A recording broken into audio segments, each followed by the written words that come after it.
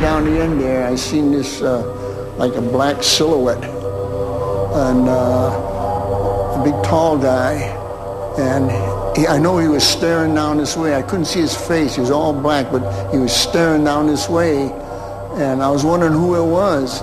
Then all of a sudden, he disappeared from sight over behind B Block, and I quickly ran down to the cutoff and to run around to try to intercept him. And I got around there, and I couldn't see him nowheres. And when I got up there, there was nobody there, and the doors was locked. They were locked, and it was gone. And I just know that this was Johnny House.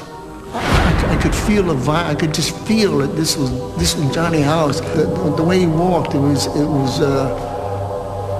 just like the way Johnny House moved. And I don't care what anyone says. I know that was Johnny House. That day turned the hard-nosed, skeptical ex-convict into a true believer in the supernatural. I believe this old prison has a lot of spirits here, or ghosts, whatever you want to call them, and for some reason or other, they don't go on to the next plane. 8 men were murdered here by other inmates.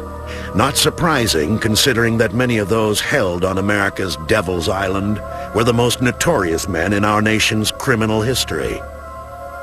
Legendary gangsters like Al Scarface Capone, Los Angeles kingpin Mickey Cohen, Machine Gun Kelly, and the famous Birdman Robert Stroud all passed from this world to the next.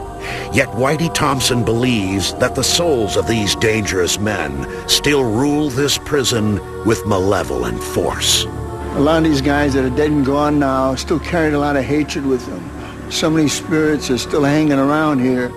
We'll delve deeper into the strange history of Alcatraz when we come back, and meet a man who stood watch over the world's most notorious convicts. The mysterious history of Alcatraz predates the prison itself. Shunned by local Indians as a place of evil spirits, the island was first occupied during the gold rush of the 1850s by the U.S. Army.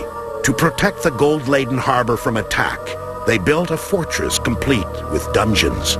In 1909, the Army tore down much of the citadel to build a modern prison. The first floor became the foundation for the new facility, and the jailers found a new purpose for its darkened rooms. They used to call it the Spanish dungeons. Those dungeons were built as storage areas for the Army. The Army used them for sometimes putting unruly Indians in there, too. And they also put unruly Army inmates in there. According to the inmates who were chained to the walls or the floor and left for days, it was highly effective. Just above the old dungeons are their modern counterparts, the cold, unlit cells reserved for solitary confinement. The isolation drove many men insane, but even madness was preferable to death at the hands of a legendary, invisible killer. According to one account, an inmate screamed for 3 days that there was another man in his isolation cell.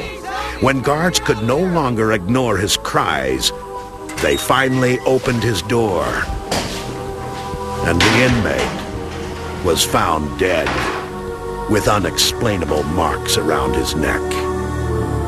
But that is just one of the many bizarre episodes that mark the prison's dramatic history, that includes some of the most daring breakouts ever attempted.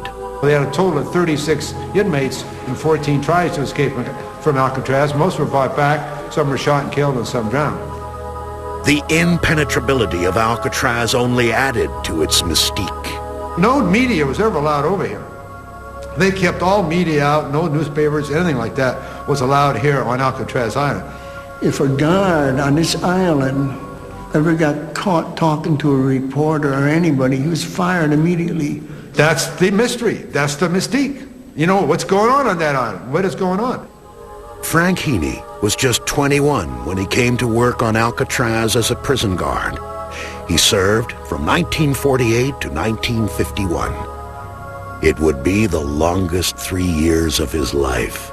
I'll tell you what made the job tough for me is that we were living in an era of doom, gloom, despair, and despondency. Every day it prevailed it. You could feel it when you walked in. You could feel it when you walked out.